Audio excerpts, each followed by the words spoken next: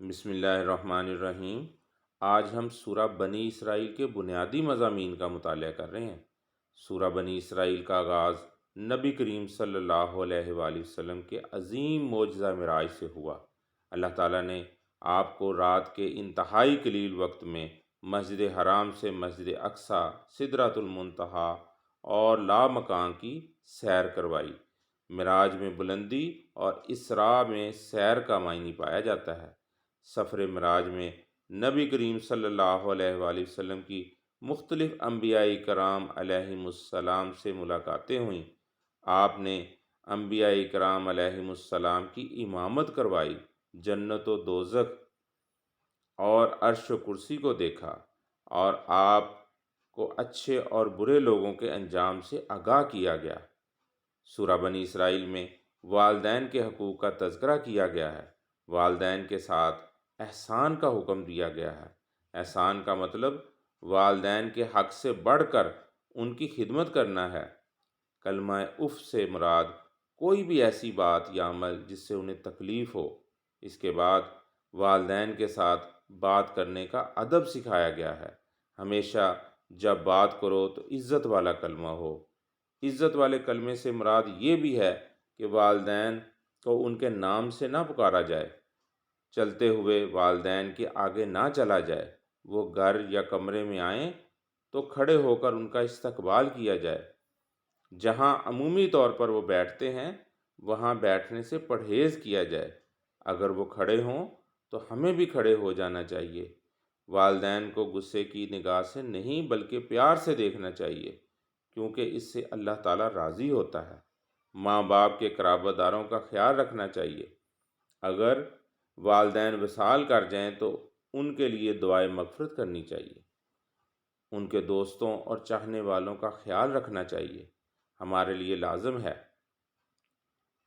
کہ ہم والدین کا ہر جائز حکم مانیں۔ سورہ بنی اسرائیل میں بنی اسرائیل کے احوال ذکر کیے گئے ہیں۔ اللہ تعالیٰ نے انہیں بہت سی نعمتوں سے نوازا تھا، مگر وہ ناشکری اور زمین میں فساد کے مرتکب ہوئے تو اللہ تعالیٰ نے ان پر سختیاں اور تباہیاں مسلط کر دیں۔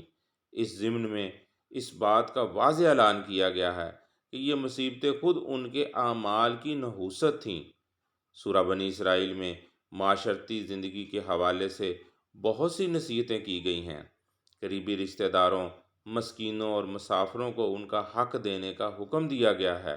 یتیم کے مال کی حفاظت، ناپ تول اور وعدہ پورا کرنے کا حکم دیا گیا ہے۔ ہمیشہ اچھی بات آسن انداز میں کرنے کا حکم دیا گیا ہے۔ مال خرچ کرنے میں اعتدال کا حکم دیا گیا ہے۔ فضول خرچی سے منع کرتے ہوئے اسے شیطانی عمل قرار دیا گیا ہے۔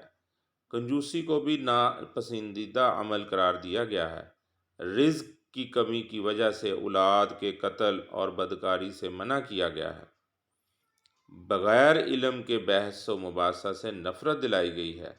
زمین پر اکڑ اکڑ کر چلنے سے منع کیا گیا ہے، اور فرمایا گیا ہے کہ یہ اللہ تعالیٰ کے نزدیک ناپسندیدہ اعمال ہیں۔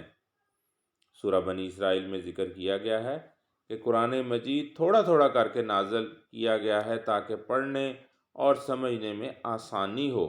یہ قرآن مجید ہدایت دیتا اور مومنین کو خوشخبری سناتا ہے۔ اس میں نصیحتیں ہی نصیحتیں ہیں۔ جب اہل ایمان اس کی تلاوت کرتے ہیں تو ان کے دلوں میں اللہ کا خوف پیدا ہو جاتا ہے۔ وہ سجدے میں گر جاتے ہیں اور اللہ تعالیٰ کی حمد و ثنا کرتے ہیں۔ لیکن جب مشرکین سنتے ہیں تو ان کی نفرت میں اضافہ ہو جاتا ہے۔ جب آپ صلی اللہ علیہ وآلہ وسلم اس کی تلاوت کرتے ہیں تو یہ آپس میں سرگوشیاں کرنے لگتے ہیں اور اس سے منہ پھیر لیتے ہیں، بجائے ایمان لانے اور سمجھنے کے حیل و حجت کرنے لگتے ہیں۔ ایمان نہ لانے کے بہانے بناتے ہوئے مختلف شرطیں رکھتے ہیں۔ اللہ تعالیٰ نے یہ بات واضح بیان کر دی کہ یہ لوگ کبھی بھی ایمان نہیں لائیں گے۔